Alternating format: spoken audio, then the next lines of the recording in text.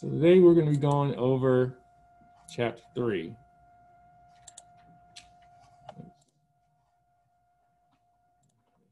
Bigger.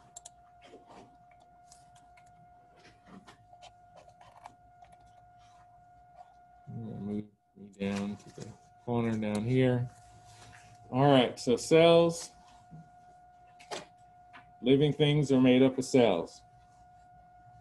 Human body's got 50 to 100 trillion of them. Okay. Cell theory, major concept here. Cells, basic structural and functional unit of living organisms. So in order to be alive, you have to be a cell. I know we talked about molecular level, or we talked about chemical level, we talked about organelles, but technically we call something alive at the cellular level. All right, so the activity of an organism will depend on the collective activities of its cells. So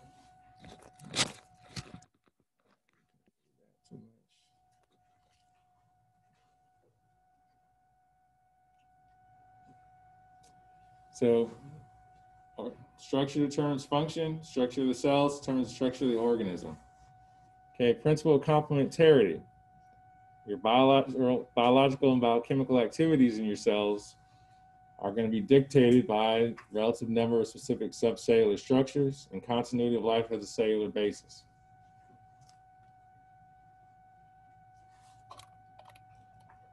All right, you've seen these elements before in chapter 2, right? Most cells are composed of 4 elements: carbon, hydrogen, oxygen, nitrogen. Cells are 60% water.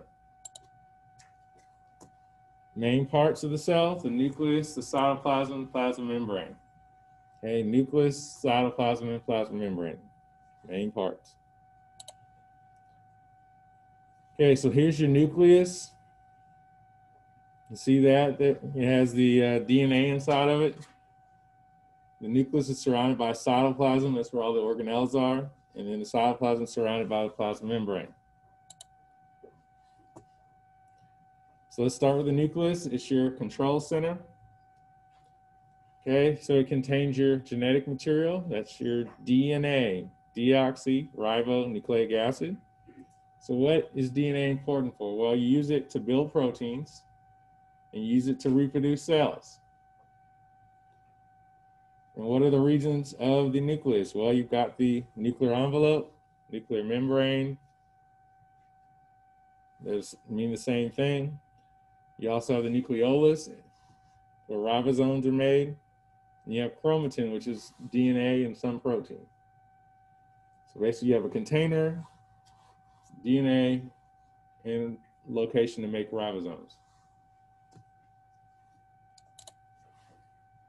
All right, a little greater detail. You can see the nuclear envelope holding the nucleus together. All right, you can see the nucleolus where the ribosomes are made. They leave for the cytoplasm through the nuclear pores. And you can see the chromatin that's spread out inside of the nucleus. Your nuclear envelope is a double membrane, kind of like your cell membrane.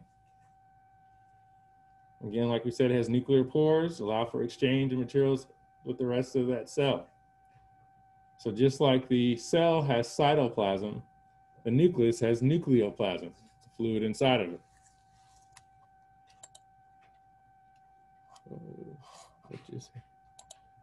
All right, we'll reshare. All right.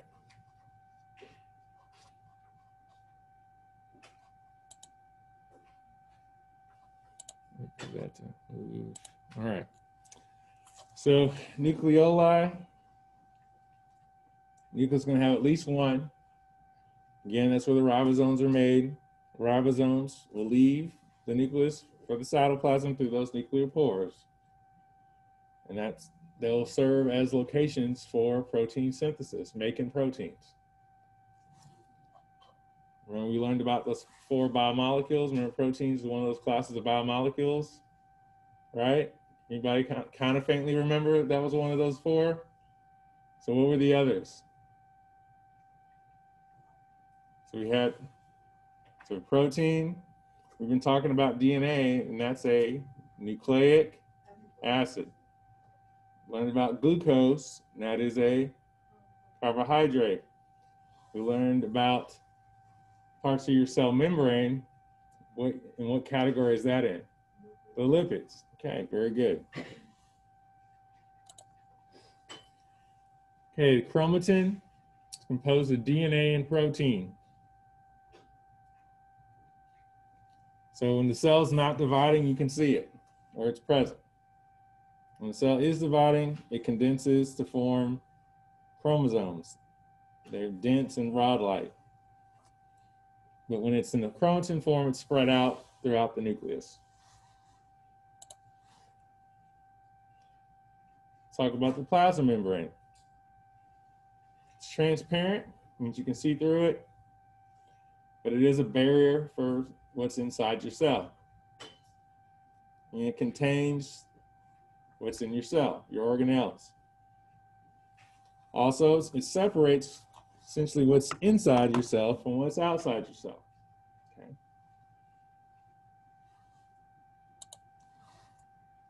All right, fluid mosaic model. So the fluid mosaic model, fluid means moves around like a fluid. It's liquidy, it moves around.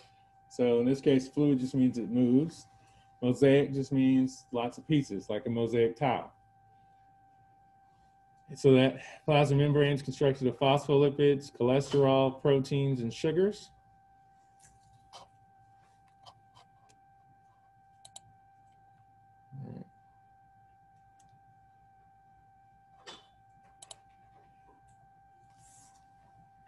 Okay, so your plasma membrane is your phospholipid bilayer. So you've got two layers of phospholipids. At each end or each side, you have the polar heads of the phospholipids. They are hydrophilic, so they like water. All right, on either side. So outside the cell, you have extracellular fluid. Inside the cell, you have intracellular fluid or cytoplasm. You have proteins embedded in the membrane. You have some cholesterol embedded in the membrane. You might remember what biomolecule class cholesterol is in. It is organic, but which is it a protein, a lipid, a carbohydrate, or nucleic acid? It is a lipid. It's fatty, right? Cholesterol is a lipid. You also have sugars. So here you have your sugar groups, okay, connected to glycoproteins or connected to lipids. And remember, the nonpolar tails of the plasma membrane are inside the middle of the lipid bilayer.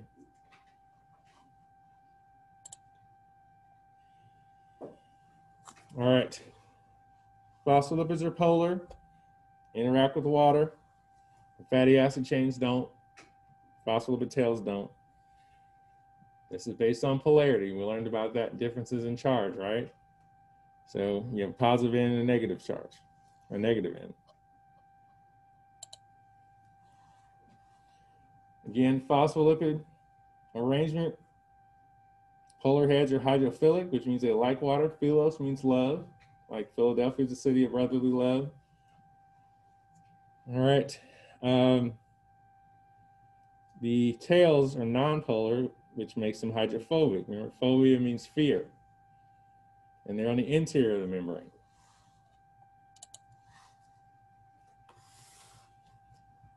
All right, so a little more on the phospholipid arrangement. That hydrophobic interior will make that plasma membrane impermeable.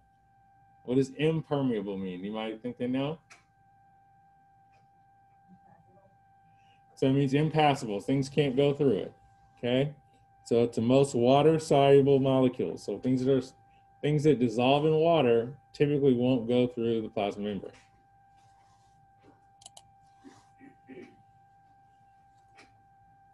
Now the proteins in the plasma membrane have special functions. They could be enzymes, which remember, they lower the activation energy of your reactions. They could be receptors, so they can attach to things on one side of the cell and set off some signal. They can be transport proteins. They can be channels or carriers to let things through the membrane.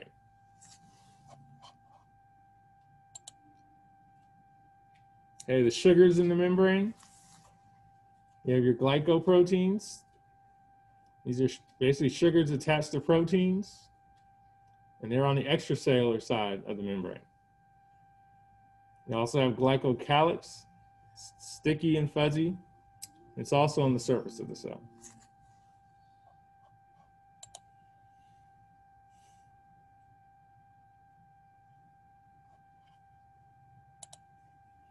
Okay, membrane junctions. So membrane junctions are basically connections between cells, okay?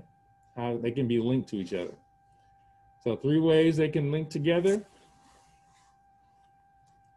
All right, so they can have glycoproteins in that glycocalyx we just talked about. They can act as an adhesive, or what you would just call cellular glue. They can stick the cells together. You can also have kind of wavy portions of the membranes of 2 cells that are nearby that fit together, kind of like tongue and groove. So I don't know if anybody's ever installed certain kinds of tile where the pieces just lock together, or like a puzzle piece where the pieces fit together, that kind of thing. All right.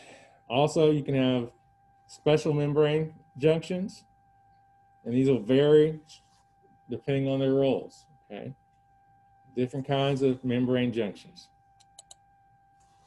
So one of these types is called a tight junction. And they're tight because they're impermeable.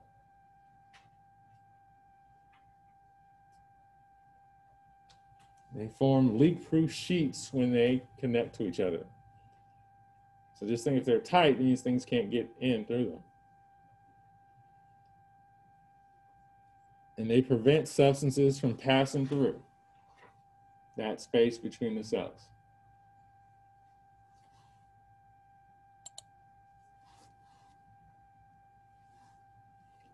Next type of membrane junction is a desmosome. These are anchors. And so they basically keep, what do anchors do? What does an anchor do for a boat? It keeps the boat from drifting, right? So desmosomes do the same thing for cells. They keep them from being pulled apart based on some kind of mechanical stress on that cell.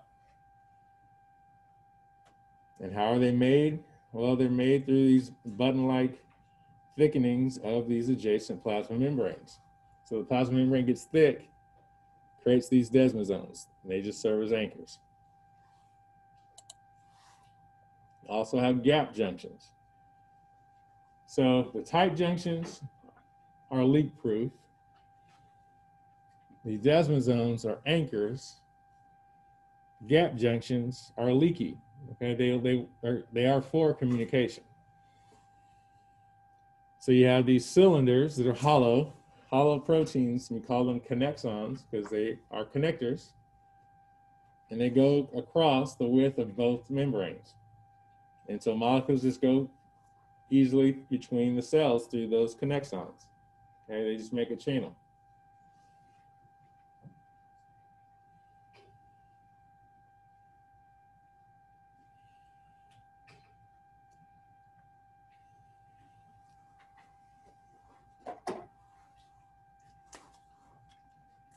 All right, so if I have cell here, and cell here,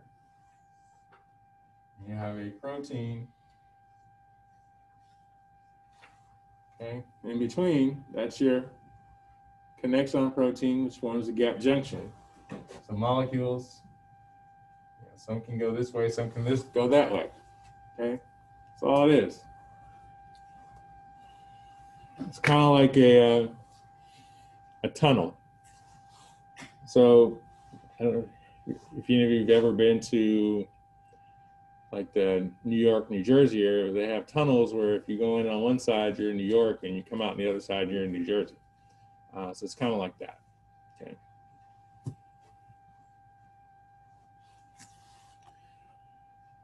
All right. So this picture shows you all three of these junctions. Okay, you have your tight junctions. They're, again, impermeable. They're not designed for connections. They're meant to be really tight, okay? Leak proof. And then you have the anchors, the desmond zones. You can kind of see how those projections basically connect each other to keep those cells together. They're anchors. All right. You also have the gap junctions here. You can see these connexon proteins. It's small, but you can kind of see that they have little holes in them that allow communication between the two cells.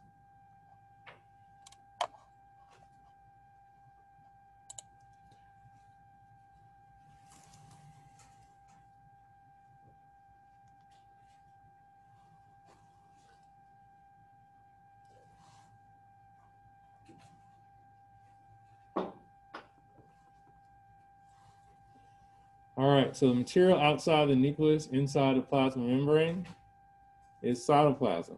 It's outside the nucleus, but still inside the cell membrane. That's where most things happen in your cells, right? Major components of the cytoplasm.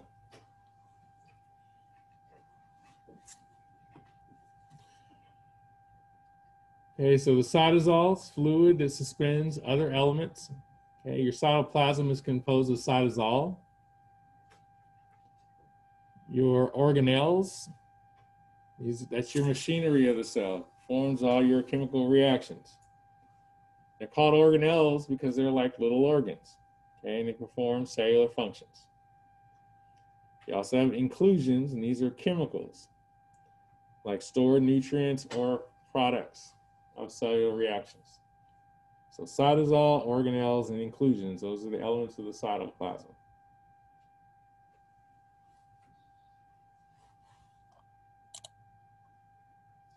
Okay, so this is a picture of the cell.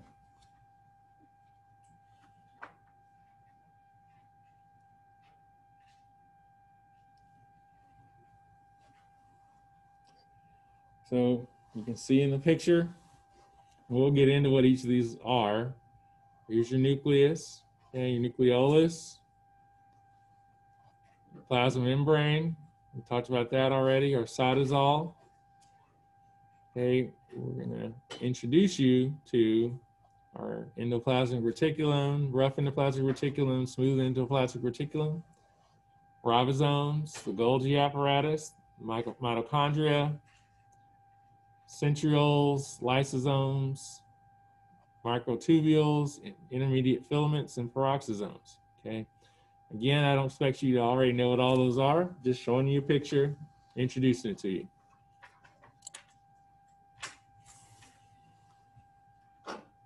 All right, your organelles, cellular compartments that have special functions. Many of them have membranes around them. Okay, and this is a principle called compartmentalization. Allows your organelles to specialize, okay? So they don't all do the same thing. They all have different functions. Okay, let's start with the mitochondria. These are your powerhouses. They can actually change shape. Okay, your mitochondria has a wall that has a double membrane to it. Okay, and they're really important because they provide ATP. It gives you energy in your cells. And they're going to do that through carrying out reactions and using oxygen to break down your food.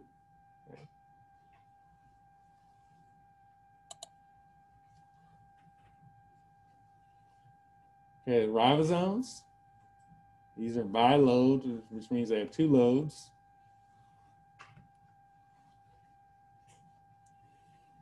They're composed of protein and ribosomal RNA. And these are sites of protein synthesis. So ribosomes are where the proteins are made. Okay, these are the protein factories.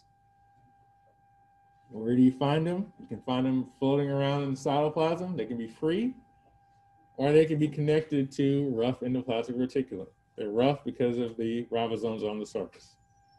Those are the two places where you'll see ribosomes. So, good transition to endoplasmic reticulum, or ER. So these are essentially cisterns with fluid in them, and cistern is a fancy word that just means like a tube or a canal.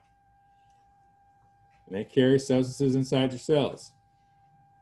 They can be rough or smooth. The rough ER has ribosomes on it. We talked about that. And they have ribosomes because they're making those proteins. And then they have what we call transport vesicles, which are basically spheres or bubbles that move the proteins to other places in the cell once they're made. And you're going to see lots of rough ER in cells that are involved in making and exporting proteins. Okay? When we say exporting, like, when we talk about exports in economics, what is an export? Anybody know? You send it, like if you make something and we send it to another country.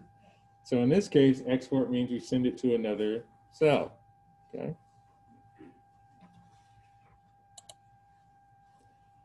All right, so here's an example of a protein being made and exported through the rough ER. So here's your ribosome. And we'll get into this messenger RNA later, but this ribosome is making a protein. Okay, that protein, once it's made, goes into the rough ER cistern. Then that protein is going to fold and form its functional shape. So I believe in this class we talked about levels of protein structure, primary, secondary, tertiary, and quaternary. But basically proteins can fold once they're made, okay? So at the next stage, protein gets packaged inside this little sac. It's called a transport vesicle, okay? So the membrane will basically fold on itself, the vesicle will leave, and then it'll go to the Golgi apparatus, which we'll learn about and have more processing. So there's basically lots of steps of quality control before that protein leaves the cell. All right, and this just kind of goes step by step. Okay, the smooth ER has no ribosome, so it's not involved with protein synthesis. It actually functions in the metabolism of lipids. Also functions in detoxifying drugs and pesticides, so you get in your cells. So different function.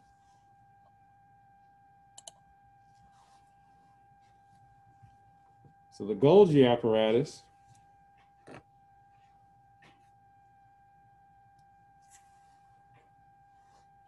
like we said, that protein is going to travel through that transport vesicle to the Golgi apparatus, so it's good to cover it next. So it's like a stack of flattened membranes. And it also is going to have tiny vesicles as well. So what does it do? Well, it modifies and packages those proteins that come from the rough ER through those transport vesicles. And it can make different kinds of packages at that point. So the first package or pathway is what we call secretory vesicle or secretory vesicle. Secretory just means you secrete something, okay? So that means you're releasing it out of your cell.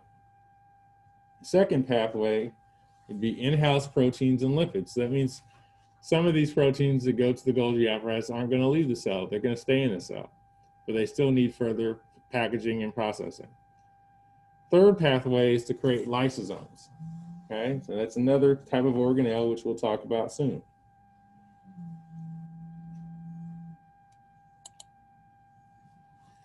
This picture just shows the different pathways. You got your first pathway, creating your secretory vesicle to release material out of the cell. Second pathway, Golgi is going to basically fuse into the plasma membrane. So it's not leaving the cell, but it's basically making membrane proteins, okay, or membrane materials that are going to be in the plasma membrane. So this basically extends or lengthens the membrane when it does this. Third pathway, your Golgi vesicle will become a lysosome because your vesicle is basically fusing with the lysosome. Okay, so it's adding materials into that lysosome that it needs. Or the other possibility is, you know, it's basically saying, this one's bad, don't use it, send it to the lysosome, degrade it. Okay. So get transition to lysosomes. All right, so these are bags or membranes that are packaged by the Golgi apparatus. They have enzymes in them, which are made by the ribosomes. Why? Because enzymes are in what category? Anybody remember where the enzymes were? Proteins. Yes, so that's why they're made by the ribosomes. All right, so enzymes can digest worn out or non-usable structures. Okay, so that's one function of enzymes, particularly if they're in a lysosome. And these lysosomes can also contain what we call phagocytes. All right, and their role is to dispose of bacteria or just cellular debris or trash in your cells. Okay, but basically phago means eat, and cyte means cell. And so basically these are cells or things in your cells which eat things like bacteria or viruses that get in your cells and break them down so they don't hurt you.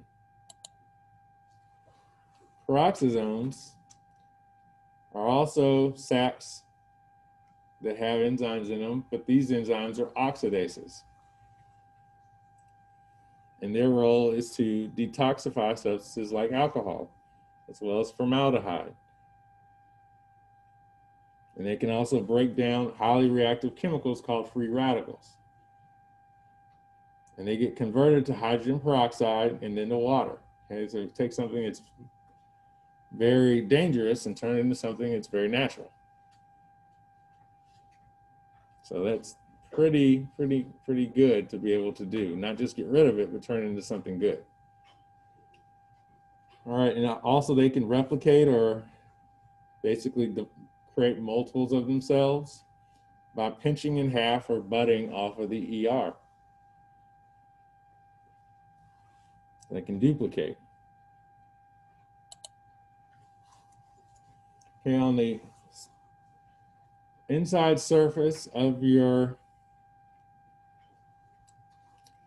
cell membrane, as well as throughout the whole cell or throughout the cell on the inside, you have these protein structures that form a network throughout the cell called cytoskeleton. And cyto, we said, means what? Cell. Skeleton is a framework, right, in your body. So there's 3 different parts of it, or elements. The largest components are microfilaments. The intermediate size ones are intermediate filaments. Yeah. Wonder where they came up with that. And the smallest are microtubules. Okay. So if you look at the words, it kind of tells you the order in terms of size.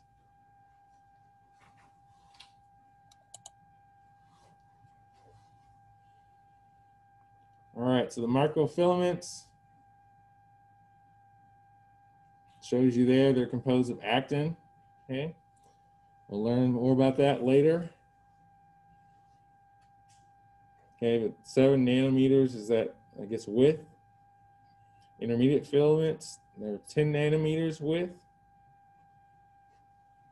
Microtubules, 25 nanometer width.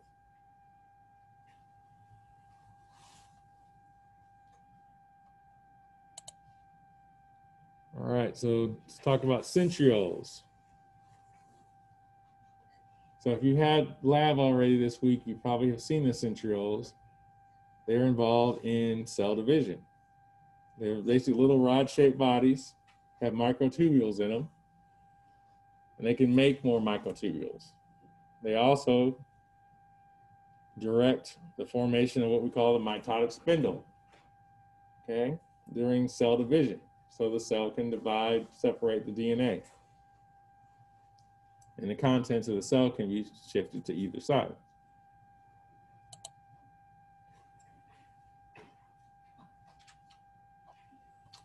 All right, so here's just another chart that's in your e-text, and make sure you're reading your e-text.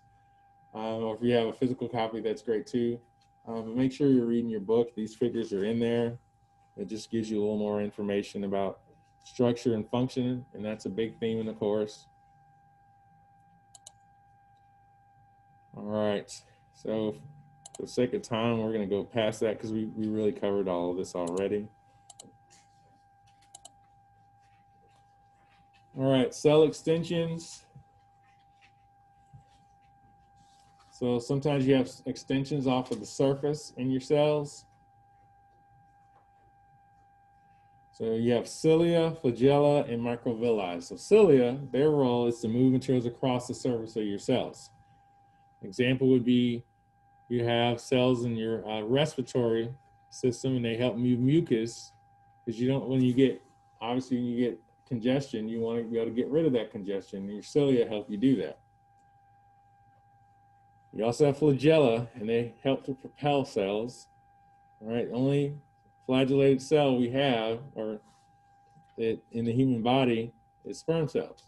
Okay, no other cells have flagella in them. You also have microvilli. These are small compared to cilia, and these are projections off of the plasma membrane. We use them to increase surface area for absorption. Okay, example there, it's microvilli of the small intestine. You need to be able to absorb the food you eat, so you have microvilli there. Okay, there's your sperm cell that has the flagella. Okay.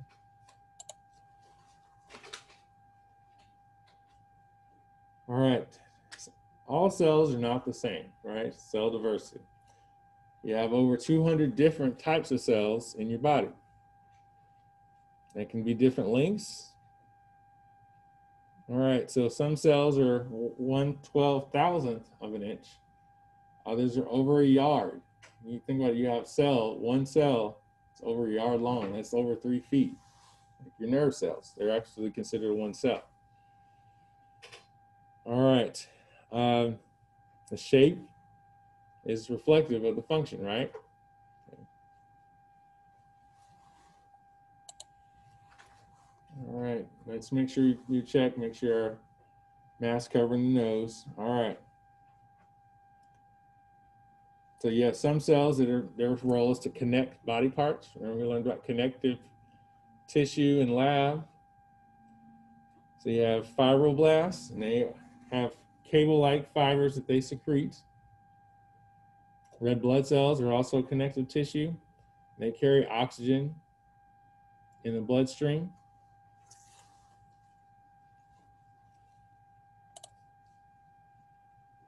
All right, so you can see the fibroblasts there, okay, making the fibers, erythrocytes.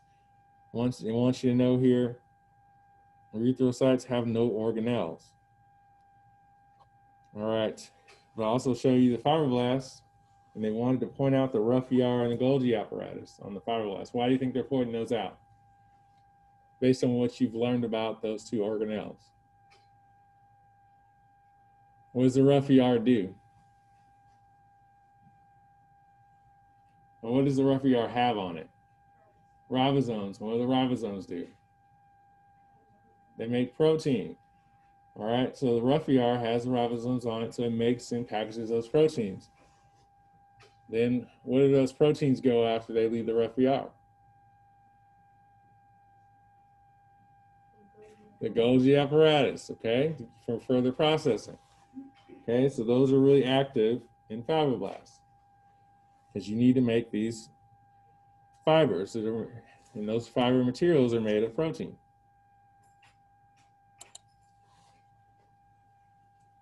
Okay, you also have cells that line and cover body organs. Example are epithelial cells.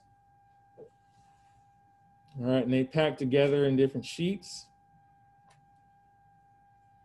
You also have intermediate fibers, and they resist tearing when you rub or pull on those cells, which is important because you don't want cells being degraded all the time.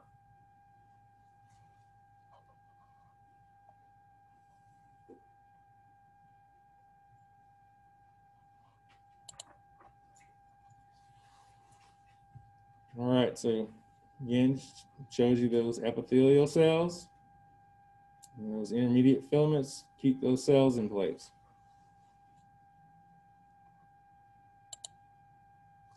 You also have cells that move organs and other parts of your body.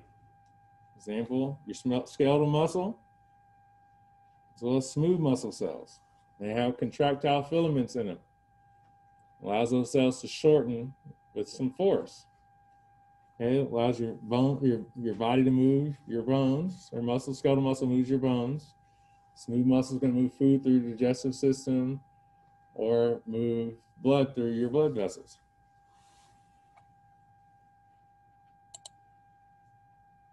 Okay, here's the example here. Those contractile elements in both types of muscle cells.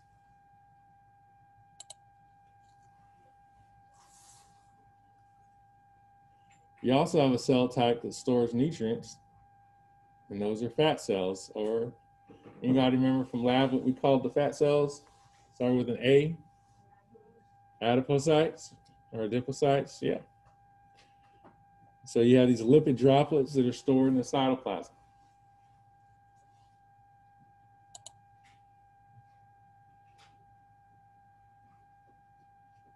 So there's your adipocyte. It has a lipid droplet there. It has your nucleus there on the side. You also have cells that fight disease. Example here is a macrophage. And it's also a phagocytic cell. Remember we said phago means eat, cytic or cytes is cell. So it will digest or break down infectious organisms or microorganisms. That's your immune system at work. There's your macrophage. And it has these pseudopods that can, basically have receptors on them, sense if you've got some kind of invader. Also has lysosomes on it, or in it. And remember, what do we say the lysosomes do?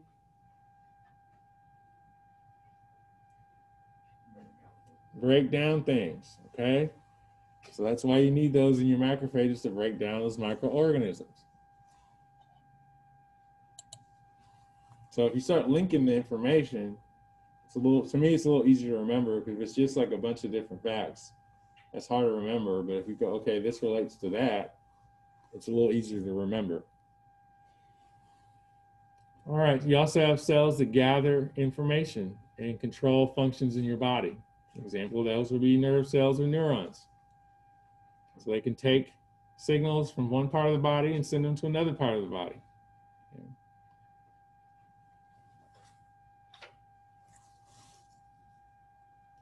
And again, if you don't get all this written down, don't worry about it. You have this in the notes, in the modules. Okay, here's an example of a nerve cell.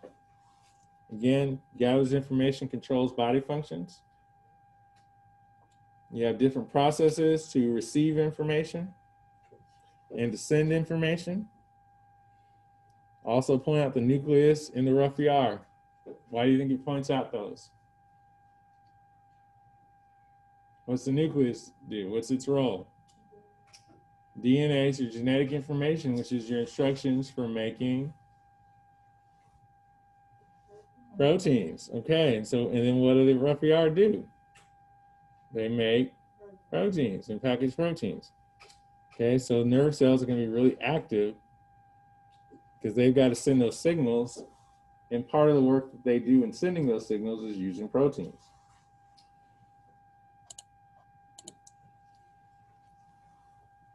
You also have reproductive cells. In females, you have oocytes. Those are the largest cells in the human body. They can divide and become an embryo when they're fertilized. Males have sperm cells, and they're designed to swim to the egg to fertilize the egg. And how they do that through the flagellum that we learned about earlier, that cellular projection or extension.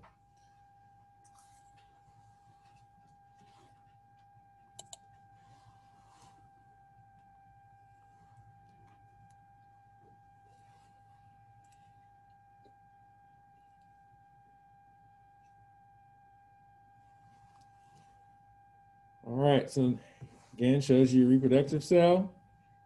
There's your nucleus, again, instructions for making proteins. And you're gonna need proteins to make your flagellum work. All right, again, flagellum is involved in motion. All right, we talked about cell diversity, or different types of cells. Let's talk about cell physiology. And remember, in chapter 1, we said anatomy is a study of the structure of the human body. Physiology is a study of the function of the human body. Okay, so what can cells do? Or what functions do they have? They can metabolize things. That means they do chemical reactions. We learned a lot about chemical reactions in chapter 2, did we not? What are some of the different types of chemical reactions we learned about? One started with a D and one started with an H. Hydrolysis and dehydration synthesis. Thank you. It can also digest food. Cells can also get rid of waste. Yes, ma'am. Okay, so when you talk about digesting food, is you talking about digesting our food or Yeah. digesting food from the cell? Both. Very good question. Because remember, basically our different levels of organization work together. So like, okay, the food in the cell is like our food too? Yes. So basically, like if you eat pasta, pasta is full of carbohydrates. Your body's gonna, as it goes through your stomach, like you chew it, it's gonna break it down a little bit. It's your stomach, chemically it's gonna break it down a little bit. Your small intestines will digest it, or absorb it rather.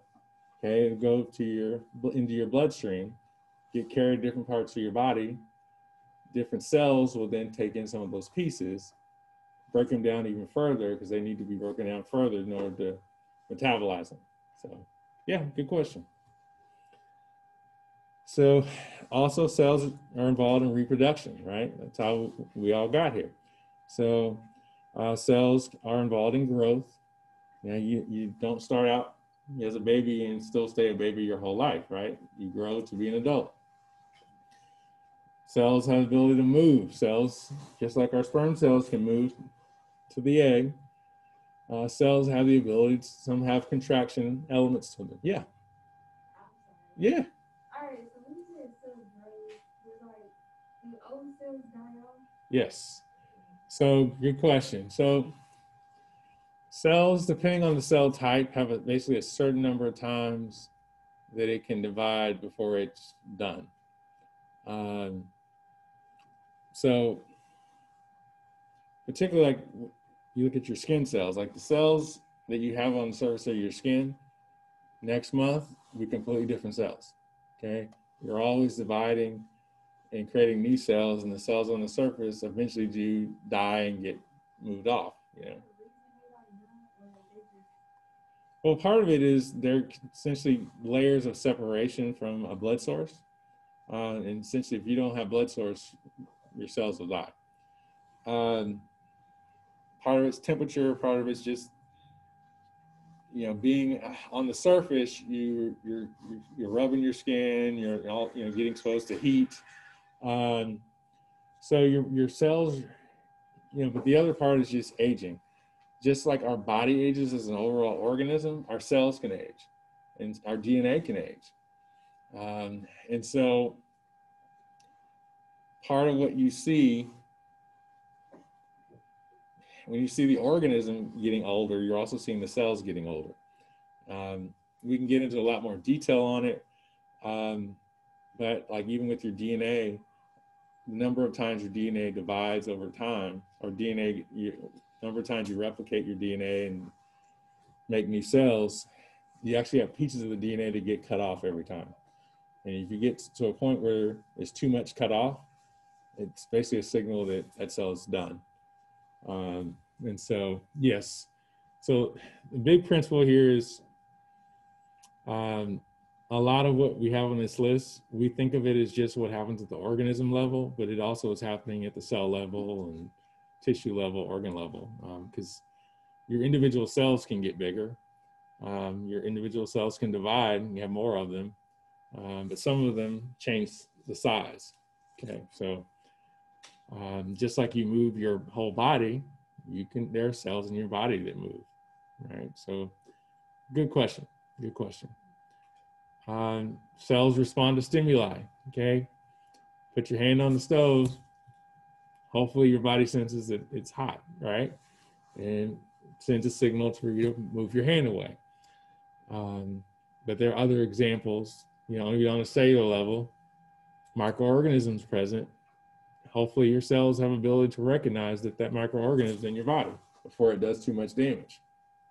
All right, so important principles. All right, membrane transport. And know that y'all aren't bothering me if you ask questions. I actually enjoy that. It's more fun than just reading off slides all day. Because that also tells me that you are thinking and processing the information that you're getting. So important. All right.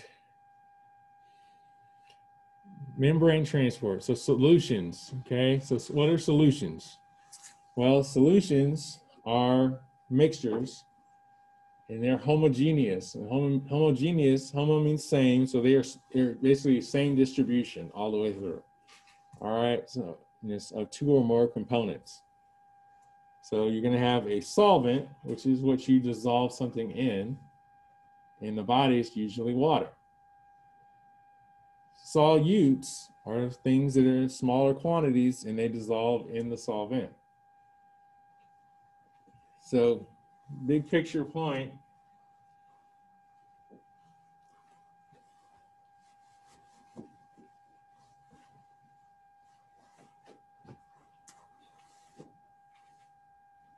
So solutes dissolve in a solvent.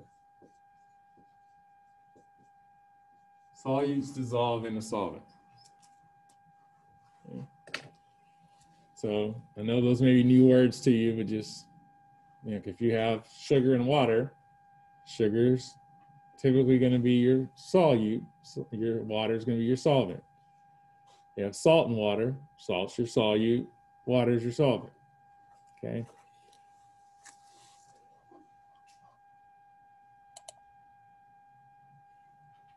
Because both of those things will dissolve in water.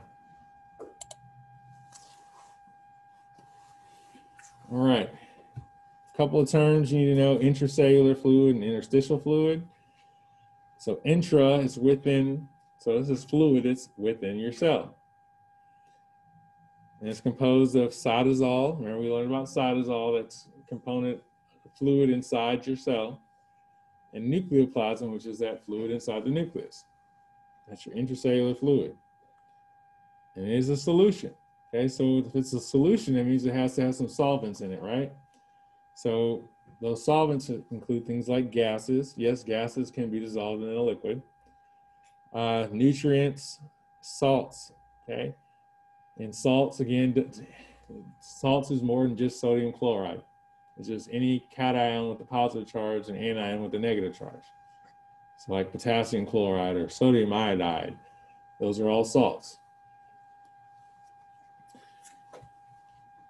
Hey, interstitial fluid. It's fluid on the exterior of the cell. And it contains thousands of ingredients. So things like waste products, nutrients, salts, neurotransmitters, hormones. So intracellular fluids inside the cell, interstitial fluids outside the cell. Okay, make sure you know the difference. Okay, well, Yes. we have in medical terminology the intra and inter. If you look at that, it gives you a little help. It does. It does.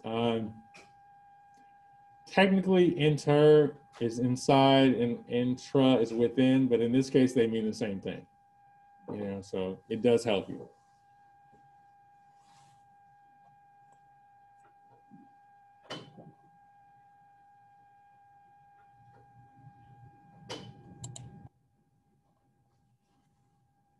All right. Plasma membrane is selectively permeable. It is a selectively permeable barrier. That is a word you definitely want to try to make sure is embedded in your brain. Okay. Or the words, selectively permeable. So all that means, so remember, permeable means things can go through, right? Things can go through the membrane. Selectively permeable means some things get to go through, some things don't, okay? To be corny, your plasma membrane is kind of like the bouncer, the club that has the velvet rope that lets some people in and doesn't let other people in, okay? Selectively permeable. So,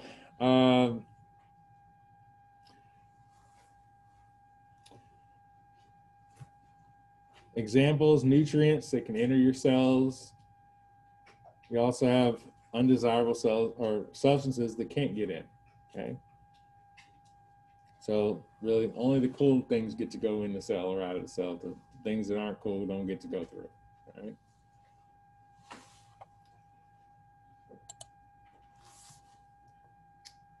All right, two basic methods of transport. It can be active or passive. It's passive, if it just doesn't require ATP. Okay, it's just typically going to be moving along concentration gradient, high to low, right? Remember we learned about diffusion? Anybody remember diffusion? Okay, thank you. All right. Moving from high concentration area to low concentration area. Active processes they require energy to make them happen. Okay, require ATP. In some cases, that means you're moving against the concentration gradient. In other cases, there's just some other barrier that you need energy to pass through.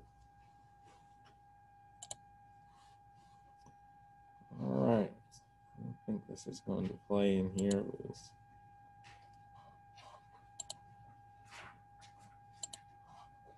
But this is a video it's actually, I think it's embedded in your Canvas. If not, it's in the study area. If you go into the study area of Mastering A&P, click Study by Chapter, go to Chapter 3, scroll down to the bottom, and there it'll be. But these are really good because they're demonstrations. You know, I can explain it, but sometimes, you know, you watching the process makes a little bit more sense. So make sure you watch the video, okay? So everybody look at me, nod your head. I'm gonna watch the video. Okay, all right. Don't just nod your head, watch the video, okay?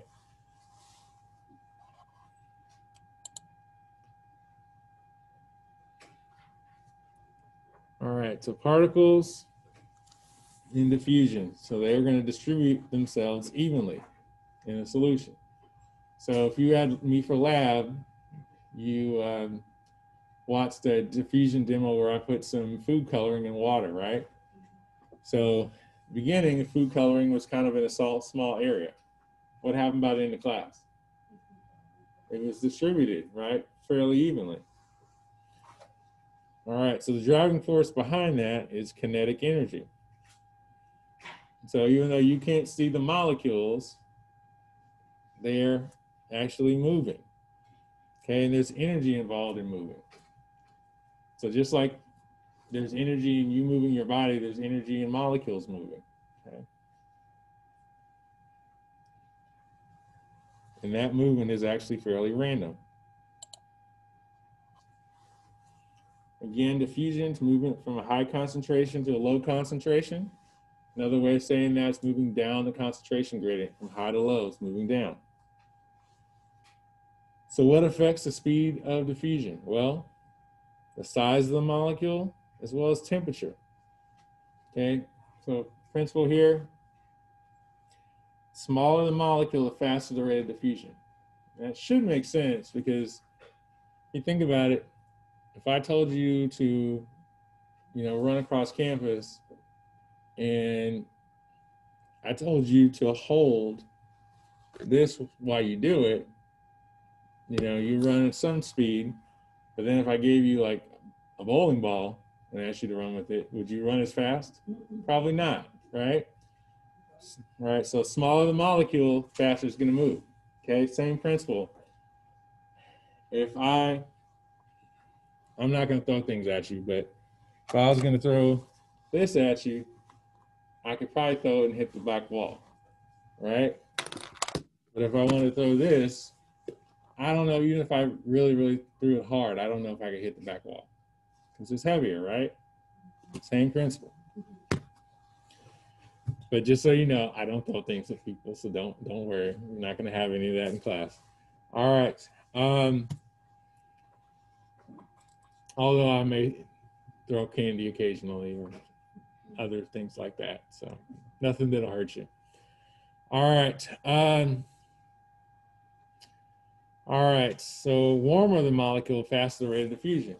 Okay, that should also make sense because heat is a form of what? Anybody know? What is heat a form of? I think I heard it. Go say it louder. Energy. Thank you. So when you heat something up, you put more energy in it. So if something has more energy, it's going to move more, right? So it's just creating more energy, making more collisions, making the diffusion happen more quickly.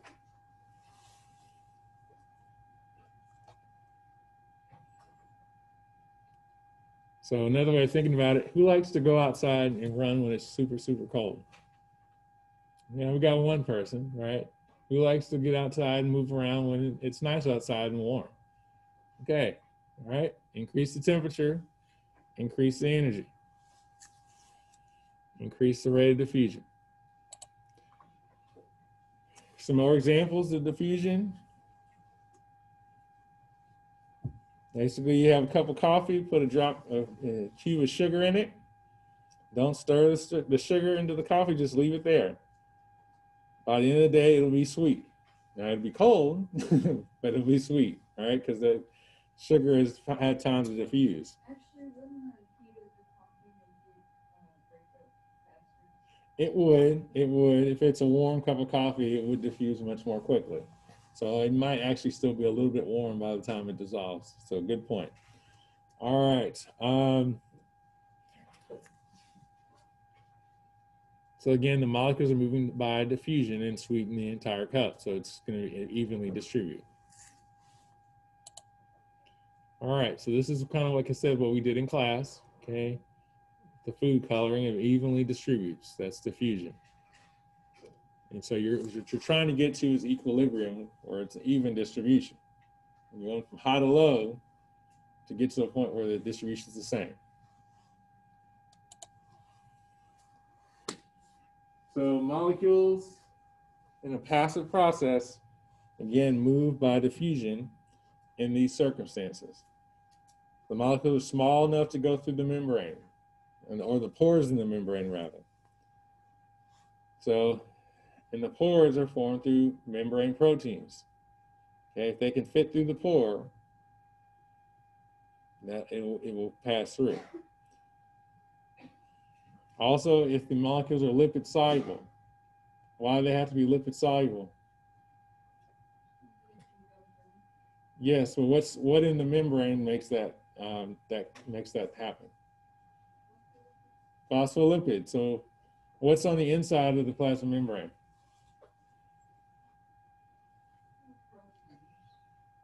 Well, there might be a few, but of the phospholipid bilayer, could be cholesterol, which is also nonpolar, but remember, we have it could be some.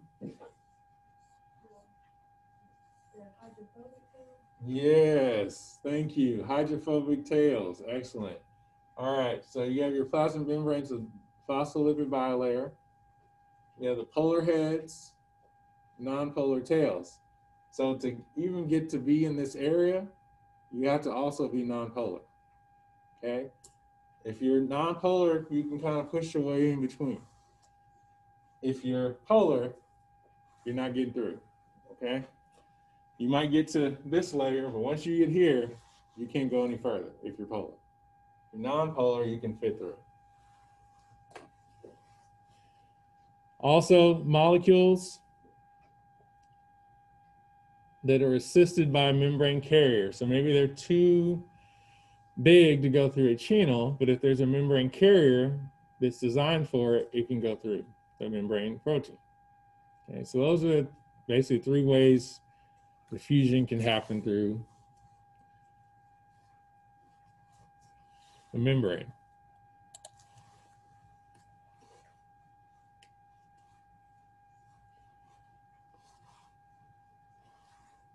Okay, so different types of diffusion actually. Yeah, simple diffusion, and we talked about this a little in lab, so hopefully this seems familiar. So yeah, simple diffusion, it's an unassisted process. Your solutes are going to be lipid soluble, which means they can go through that inside of the phospholipid bilayer, or they're small enough to go through the membrane pores. Simple diffusion.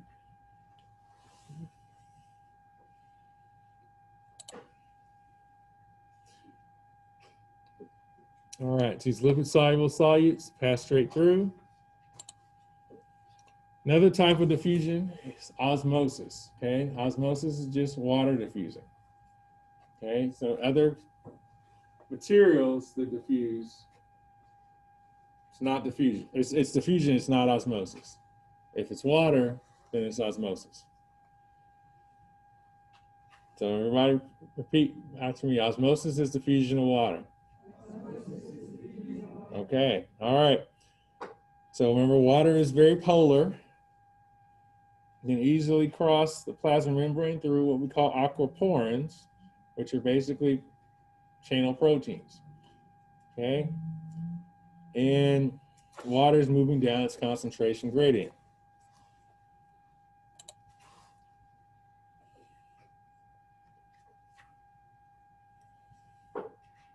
All right, so there's your channel protein, your aquaporin. It's allowing the water to get through.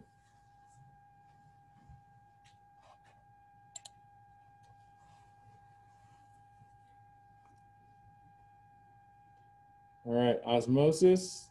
Here, what you're trying to get to is an isotonic solution. We're always trying to get to equilibrium. Isotonic solutions have the same solute and water concentrations as the cells that are in the solution. And so at that point, you're not going to see any visible changes. Hypertonic solutions, hyper is higher. So it has more solute than the cells, or higher concentration of solute than the cells. Okay, and so when this happens, the cells start shrinking.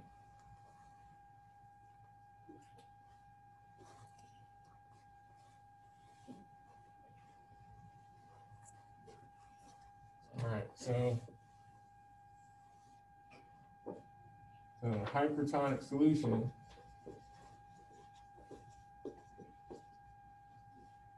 concentration of the solutes higher outside the cell.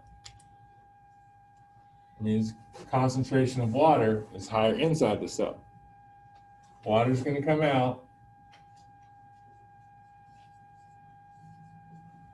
Cell will shrink because it's losing water in a hypertonic solution.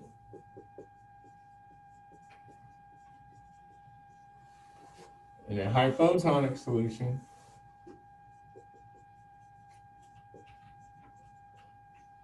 okay, concentration of solute is greater inside the cell. So it's lower outside the cell. Hypo is low, so it's lower outside the cell. So the solute concentration is lower outside the cell. It means the water concentration is higher outside of the cell. Water's going to go in. Cells will plump up.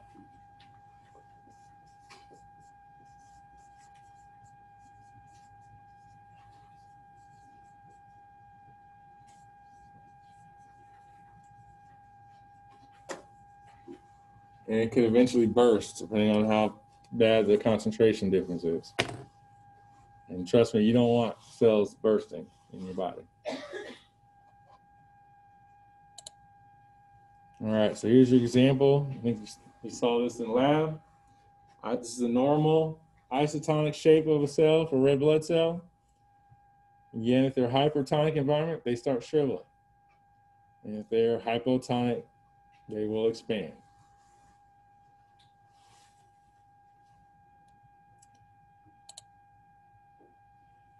All right, so another type of diffusion is facilitated diffusion.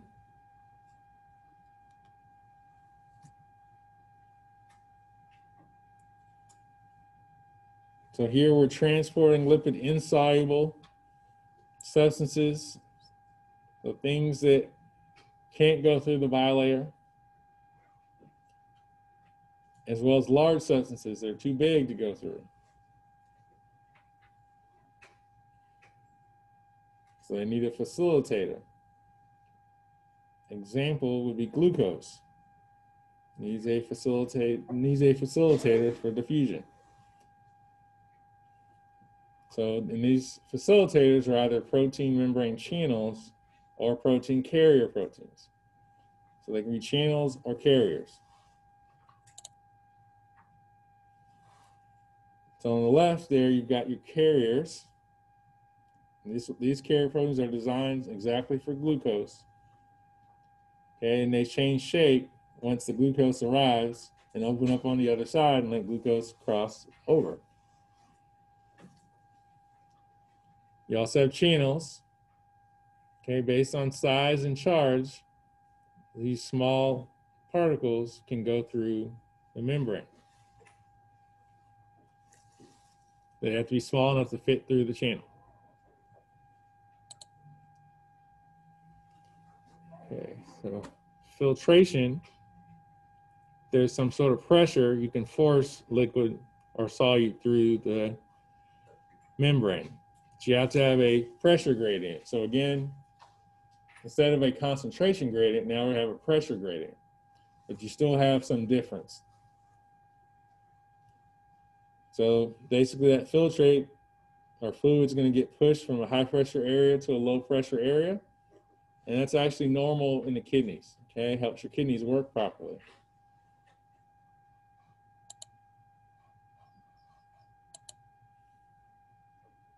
Okay, so we'll stop here. We'll talk about active processes next time. What I'd like for you to do is to put your things away and do your exit tickets on your phones. I'm also going to come by and give you a piece of paper, basically a paper towel.